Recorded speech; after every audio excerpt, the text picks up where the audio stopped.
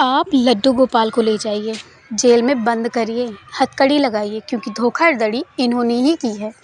Truck में जब माल load हो रहा था, साड़ियों की लोडिंग हो रही थी, तो यही बैठे थे, तो आप इन्हें ही जेल ले जाइए अब। राधे राधे श्री हरिदास भक्तों, आप लोगों ने लड्डू गोपाल की बहुत सारी चमत्कारी घटनाएं सुनी होंगी, लीलाएं सुनी होंगी और कुछ ने तो देखी भी होंगी। लेकिन आज मैं लड्डू गोपाल की एक ऐसी चमत्कारी घटना आप लोगों को बताने वाली हूँ जो मुझे भी किसी ने बताई थी, मुझे भी किसी ने सुनाई थी। जब मैं वृंदावन गई थी तो मुझे एक दादी मिली थी ट्रेन में, तो उन्होंने ही मुझे ये लीला सुनाई थी, जिसे सुनकर मैं बिल्कुल हैरान हो गई थी कि क्या लड्डू गोपाल जी सच में ऐसा करते हैं। मुझे तो बिल्कुल यकीन नहीं हुआ था, लेकिन वो दादी उन्होंने बताया कि सच में ऐसा हुआ था। जब वो बहुत छोटी थी तो उनके यहाँ ऐसा हुआ था। उन्होंने मुझे जब ये घटना बताई तो मैं यकीन करने पर मजबूर हो गई, क्योंकि हमारे कान्हा ऐसी लीला करते ही हैं कि हमें ना चाहते हुए भी यकीन करना पड़ता है। उनकी लीलाओं के दर्शन हमने बहुत बार किए हैं। तो मैंने सोचा क्यों ना मैं अपने चैनल दीक्षा विद स्टोरी के माध्यम से ये कहानी मैं आप लोगों तक भी पहुंचाऊं। तो चलिए जानते हैं। एक बार की बात है, एक व्यापारी था। साड़ियों की उसकी एक दुकान थी। उसका नाम सुरेश था। वह लड्डू गोपाल जी की बहुत बड़ा भक्त था। वह लड्डू गोपाल जी की सेवा मन से करता था। वो कहीं भी जाता तो लड्डू गोपाल जी को लेकर जाता था। हमेशा सुबह उठकर भगवान का भजन पूजन करना, भोग लगाना, वो बहुत ही खुशी मन से करता था। और उसकी पत्नी भी ऐसी ही थी, वो भी लड्डू गोपाल की बहुत सेवा करती थी। बिना लड्डू गोपाल जी को भोग लगाए उनके घर के बच्चे तक पानी तक ग्रहण नहीं करते थे। लड्डू गोपाल जी जब भोजन उनको करा देते थे तब जाके ही सब लोग खाते थे। सुरेश जब भी भोजन करता तो लड्डू गोपाल उनके पास रहते। ऐसा उसका हमेशा का था। वो कहीं भी जाता तो लड्डू गोपाल को अपने साथ ही रखते थे वो, क्योंकि कान्हा को उनसे इतना ज़्यादा लगाव हो गया था। ये कह लो कि उनका कान्हा से लगाव हो गया था, तो वो कभी भी अपनी नज़रों से उन्हें ओझल नहीं होने देते थे। वो जब दुकान भी जाते थे तो वो अपने लड्डू गोपाल को साथ लेकर जाते थे, क्योंकि वो सोचते थे कि हम लड्डू गोपाल जब हमारे दुकान में रहते हैं ना तो उनकी बिक्री बहुत होती है। इसी तरह से वो एक छोटी सी दुकान से कब इतने बड़े दुकान के मालिक बन गए, उन्हें खुद को भी नहीं पता चला। वो हमेशा ये सारा श्रेय लड्डू गोपाल को ही देते थे, तो इसीलिए वो लड्डू गोपाल जी को सदा अपने साथ रखते थे। वो दुकान पर भी जाते थे तो उन्हें अपने पास सामने उनको एक आसन पर बिठा देते थे। दिन भर उन्हें देखकर मुस्कुराते थे, बातें करते थे, शाम को भी भोग लगाते थे। बिल्कुल बच्चे की तरह उनको पालते थे वो। एक दिन उनके दुकान की बहुत सारी साड़ियाँ एक बार में ही बिक गईं। सुरेश ने सोचा कि क्यों ना शादी लगन आने से पहले और साड़ियाँ ले आऊँ। तो उन्होंने सोचा कि ठीक है, अब मैं जाऊँगा और साड़ियाँ सारी लेकर आऊँगा। शाम हुआ, शाम को दुकान बंद करके वो घर गए और अपनी पत्नी से बोले कि मैंने टिकट करवा लिया है सूरत का और मुझे आज शाम की ट्रेन से सूरत जाना है। तो उनकी पत्नी ने भी कहा हाँ ठीक है, जाइए साड़ी लाने के लिए, क्योंकि आज तुम्हें पता है साड़ियाँ सारी बिक गई, एक भी दुकान में साड़ियाँ नहीं है, तो मुझे आज ही जाना होगा। आज मैं जाऊँगा तो कल मैं लेकर के वापस आ जाऊँगा। इतना बोलकर वो बोले कि तुम मेरी तैयारियाँ कर दो, मेरी सारी पैकिंग कर दो। उनकी पत्नी भी बोली ठीक है। सुरेश ने कहा कि लड्डू गोपाल की भी सारी पैकिंग कर देना, क्योंकि मैं लड्डू गोपाल को भी अपने साथ लेकर जाऊंगा।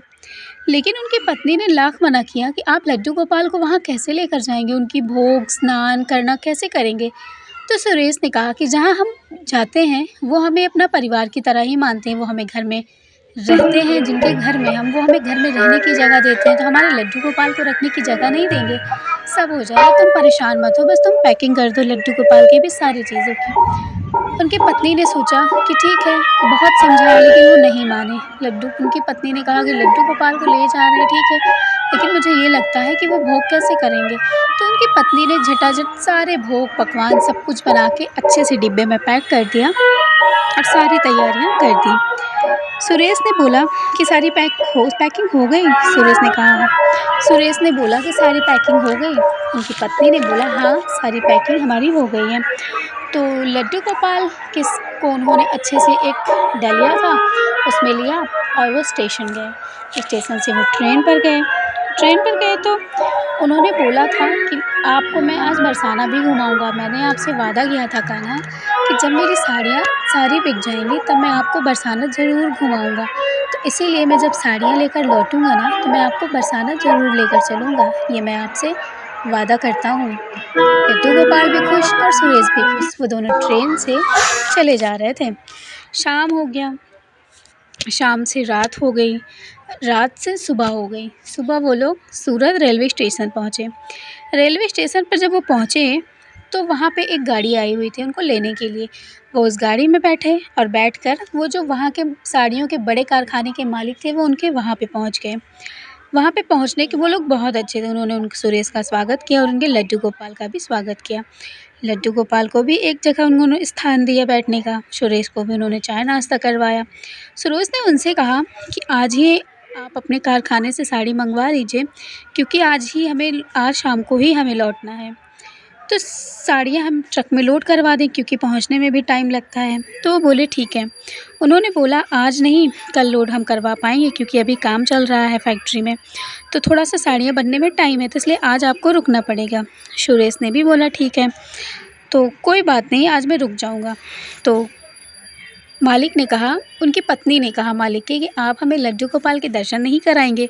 तो सुरेश ने कहा क्यों नहीं कराएंगे, बिल्कुल, हमारे लड्डू गोपाल तो सब देखते हैं, वो सब जानते हैं।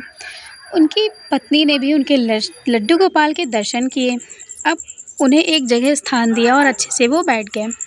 शाम हो गई। शाम से इसी तरह दिन बीत गया। दूसरा दिन आया जब साड़ियों की लोडिंग शुरू हुई। सुरेश को कुछ काम था, इसलिए सुरेश ने बोला कि गाड़ियों में लोडिंग हो रही है तो मैं थोड़ा काम से बाहर जा रहा हूँ, तो मैं ऐसा करता हूँ लड्डू गोपाल को वहाँ बैठा देता हूँ क्योंकि लड्डू गोपाल तो सब देख रहे हैं। इतना कहकर वो कुछ काम से बाहर चला गया और साड़ियों की लोडिंग होने लगी और साड़ियों की लोडिंग हो गई और ट्रक निकल गया। तभी सुरेश ने भी सोचा कि मैं भी अब निकल लूँ क्योंकि मुझे बरसाना भी जाना है। तभी साड़ियों के मालिक ने कहा कि ठीक है, आप पेमेंट कर दीजिए, उसके बाद आप चले जाइएगा। थोड़ी देर बाद अचानक से जैसे ही सुरेश पेमेंट करने के लिए उनके ऑफिस में गया, वैसे ही उनके मालिक ने उन्हें कहा कि आपने चोरी की है। सुरेश ये सुन कर के बिल्कुल से दंग रह गया। उसने कहा कि आपने ट्रक में ज़्यादा माल लोड करवा दिया, हमने आपसे इतने सालों का विश्वास किया और आपने आज इतना बड़ा हमारे साथ धोखा किया। सुरेश को तो कुछ समझ ही नहीं आ रहा था कि ऐसा वो क्यों बोल रहे हैं। वो बहुत ज़्यादा परेशान हो गया था। उसने कहा अब मैं क्या करूं कान्हा, मुझे कुछ समझ में ही नहीं आ रहा है क्योंकि जब माल लोड हो रहा था वहाँ पे तो मैं था ही नहीं, क्योंकि साड़ियों की लोडिंग जिस टाइम पे हो रही थी वहाँ पे तो मैंने आपको ही छोड़ रखा था, तो ऐसा कैसे हो सकता है। तो मैं बहुत परेशान हूँ कान्हा, मुझे कुछ रास्ता दिखाओ। थोड़ी देर के बाद साड़ियों की कंपनी के मालिक ने कहा कि तुम सच सच बताओ कि क्या बात है, तुमने लोडिंग ज़्यादा करवाई है या नहीं। मैं बहुत ज़्यादा परेशान हूँ, तुम सच बताओ वरना मैं पुलिस को बुला लूँगा। तो उन्होंने कहा कि पुलिस को मत बुलाइए क्योंकि आप ट्रक को रुकवा लीजिए। देखिए, लेकिन वो मालिक जो थे वो सुनने के लिए तैयार ही नहीं थे। उन्हें बस ऐसा लग रहा था कि सुरेश ने शायद ज़्यादा साड़ियों की लोडिंग करवा दी है। तो बस इसी तरह से काफ़ी देर तक बहस चलती रही। फिर अब ना सोचना चाहते हुए भी पुलिस आ गई। पुलिस आई। थोड़ी देर बाद जब सुरेश बहुत ज़्यादा परेशान हो गया, उसे कुछ समझ नहीं आ रहा था, तो पुलिस आई। पुलिस ने उनसे मालिक से बात की, सारा कुछ बातें हुआ। फिर उसके बाद पुलिस ने कहा कि अब मुझे तुम्हें गिरफ़्तार करना पड़ेगा, तुम सच में सारी बातें बताओ कि क्या बात है। सुरेश ने टपाक से अपने सफाई में कहा कि जब ट्रक में साड़ियों की लोडिंग हो रही थी तब मैं वहाँ नहीं था, मेरे लड्डू गोपाल थे, तो उन्हें ही मैंने चौकी पर बिठाकर उनसे बोला था कि आप ही देखो मैं आता हूँ, अगर आपको हथकड़ी लगानी है तो आप मेरे लड्डू गोपाल को लगाइए। अब पुलिस भी हैरान थी। अगर आपको जेल ले जाना है तो आप लड्डू गोपाल को ले जाइए ना, मैं नहीं जाऊँगा। अगर आपको ले जाना है तो आप लड्डू गोपाल को ले जाइए। मालिक भी हैरान, पुलिस भी हैरान। उन्होंने सोचा कि ऐसा कैसे हो सकता है। पर उनके मालिक ने कहा कि हाँ, मुझे भी याद है कि जब ट्रक में लोडिंग हो रही थी तो सुरेश वहाँ नहीं था, वहाँ तो लड्डू गोपाल थे। तो ऐसा कैसे हो सकता है? क्या कोई लड्डू गोपाल को हथकड़ी लगा सकता है? उनका मालिक भी बहुत परेशान था। सब इतनी देर में बहुत सारी बातें, बहुत सारी चीज़ें, बहुत कुछ हो गया। कुछ वहाँ पे समझ ही नहीं आ रहा था कि अब क्या हो। सुरेश भी बहुत ज़्यादा परेशान हो गया था। वो मन ही मन लड्डू गोपाल से माफ़ी माँग रहा था कि मैंने आपको ऐसा क्या कह दिया, मुझे माफ़ करिएगा। तभी थोड़ी देर बाद एक आदमी आया। उन्होंने बोला कि क्या बात है, यहाँ पे ऐसी बहस क्यों चल रही है? तभी उन्होंने कहा कि इन्होंने साड़ियों की माल की लोडिंग 10 गट्ठर साड़ियों के ज़्यादा अपने ट्रक में डलवा ली है, इसीलिए अब ये मान नहीं रहे हैं इस चीज़ को। तो उस आदमी ने कहा कि धोखाधड़ी इन्होंने नहीं की है, कोई धोखाधड़ी नहीं हुई है। मैंने ही आपसे 10 साड़ी के गट्ठरों को ले जाने के लिए कहा था, शायद आपने सुना नहीं और उसी का मैं पेमेंट करने के लिए यहाँ आया हूँ। अब जा कर के कान्हा की लीला का दर्शन किया सुरेश बहुत ज़्यादा खुश हो गया मन में। उसने मन ही मन कान्हा को बहुत सारा धन्यवाद किया और बोला, हे कान्हा, क्या तेरी यही लीला थी थोड़ी देर के लिए? क्यों किया आपने इस तरह? उन्हें शायद सुरेश भी ये बात नहीं जानता था कि कान्हा की थोड़ी देर की ये लीला क्या थी। इतने में सबसे माफ़ी मांगी। सुरेश ने लड्डू गोपाल से माफ़ी मांगी और मालिक ने सुरेश से, लड्डू गोपाल से भी उन्होंने माफ़ी मांगी कि आप हमारे घर भगवान हैं, आप हमारे घर आए और हमने आपको ऐसी चीज़ें कही, हमने आपको जेल डलवाने की बात कही, हमें माफ़ कर दीजिए, हमें तो नर्क में भी ऐसी जगह नहीं मिलेगी, हमने आपके साथ इतना बुरा व्यवहार किया, हमें माफ़ कर दीजिए। उन्होंने सुरेश से भी माफ़ी मांगी। थोड़ी देर बाद सारा मैटर ख़त्म हो गया। मालिक भी अपने ऑफ़िस में चले गए और सुरेश भी वहाँ से सारी पेमेंट करके बाहर आया।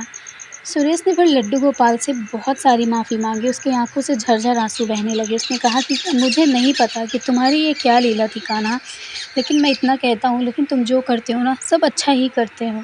इतना कहकर वो दोनों ट्रेन में बैठकर लड्डू गोपाल को लेकर चले गए बरसाना की ओर। बरसाना में उन्होंने लड्डू गोपाल को दर्शन करवाया और खुशी खुशी दोनों अपने अपने घर आ गए। तो ये थी हमारे कान्हा की चमत्कारी लीला। आप लोगों को कैसी लगी? अच्छी लगी हो तो कमेंट में राधे राधे ज़रूर लिख दीजिएगा। फिर मिलूँगी आपसे किसी ऐसी कहानी के साथ। तब तक के लिए राधे राधे। श्री हरिदास।